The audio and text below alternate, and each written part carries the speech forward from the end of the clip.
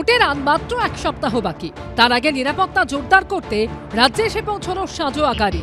Diamond হারবারে marksman নিয়ে area domination করলো CRPF, যা সাধারণত সন্ত্রাস বিরোধী অভিযানে ব্যবহৃত হয়। যে ছবি আমরা দেখাচ্ছি সিআরপিএফ এর তরফ থেকে এই গাড়ি যেগুলো জম্মু অ্যান্ড কাশ্মীর থেকে এসছে, সেগুলো কিন্তু সিআরপিএফ আধিকারিকরা সেই গাড়ি নিয়ে এলাকায় এরিয়া ডমিনেশনের যে কাজ সেটা শুরু করে ফেললেন। बिना किसी लालच के, बिना किसी दबाव के, अपनी फ्री विल से, अपनी इच्छा से वोट डालें।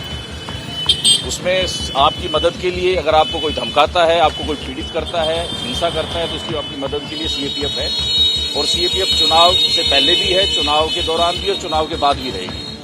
तो कई बार ये डर रहता है कि चुनाव के बाद कुछ हिंसा होगी, तो वो वैसा कुछ नहीं होने वाला है। तो आप सीएपीएफ पे भरोसा करिए और किसी भी बैड एलिमेंट से, किसी भी धमकाने वाले से भयभीत मत होइए। ये भय और भरोसे की लड़ाई है। এই অত্যাধুনিক সাঁজোয়া গাড়ি বুলেট প্রুফ, স্বয়ংক্রিয় অস্ত্রের গুলি ও আইডি বিস্ফোরণ প্রতিরোধে সক্ষম। চারদিক নজরে রাখার জন্য রয়েছে 360 ডিগ্রি ভিশন ব্যবস্থা। দুর্গম রাস্তা কিংবা গ্রামীণ এলাকায় দ্রুত চলাচলের জন্য উপযোগী এই গাড়িতে একসঙ্গে একাধিক সশস্ত্র জওয়ান যেতে পারেন। গাড়ির উপরের অংশে রয়েছে হ্যাচ।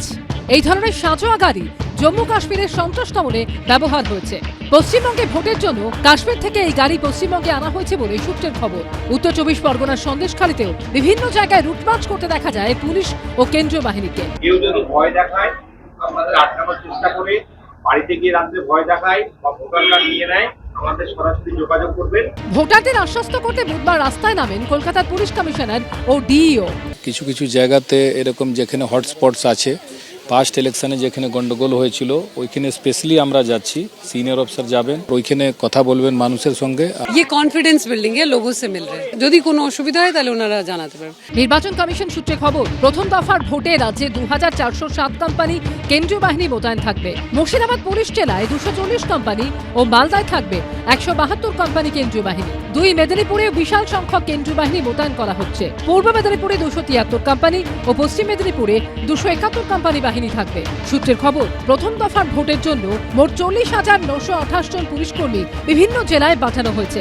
এর মধ্যে রয়েছেন 637 জন ইন্সপেক্টর, 12,779 জন সাব ইন্সপেক্টর ও অ্যাসিস্ট্যান্ট সাব ইন্সপেক্টর। ময়ূর ঠাকুর চক্রবর্তী, সমীরণ পাল ও রুমা পালের রিপোর্ট, এবিপি আনন্দ।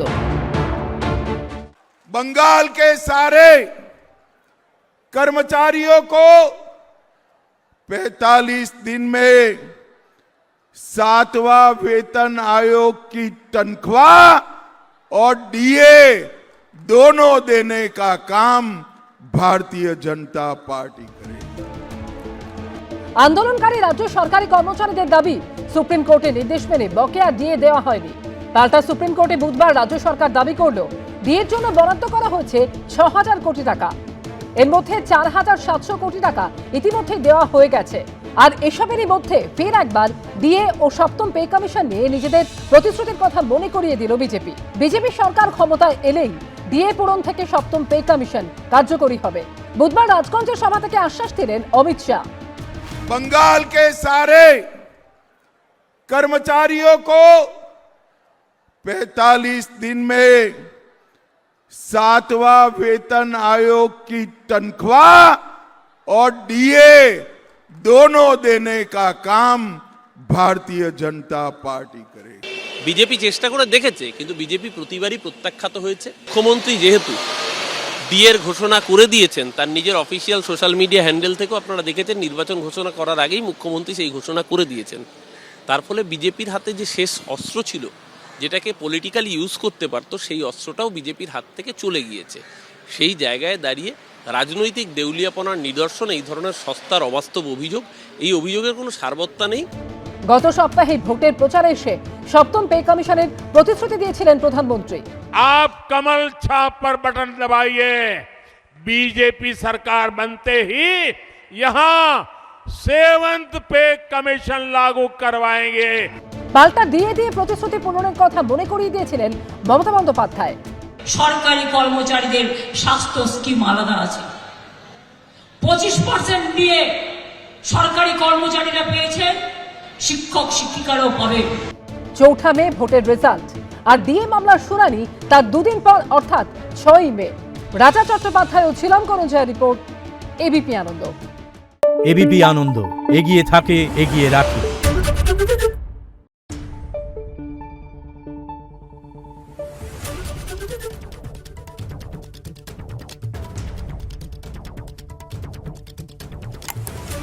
করুন।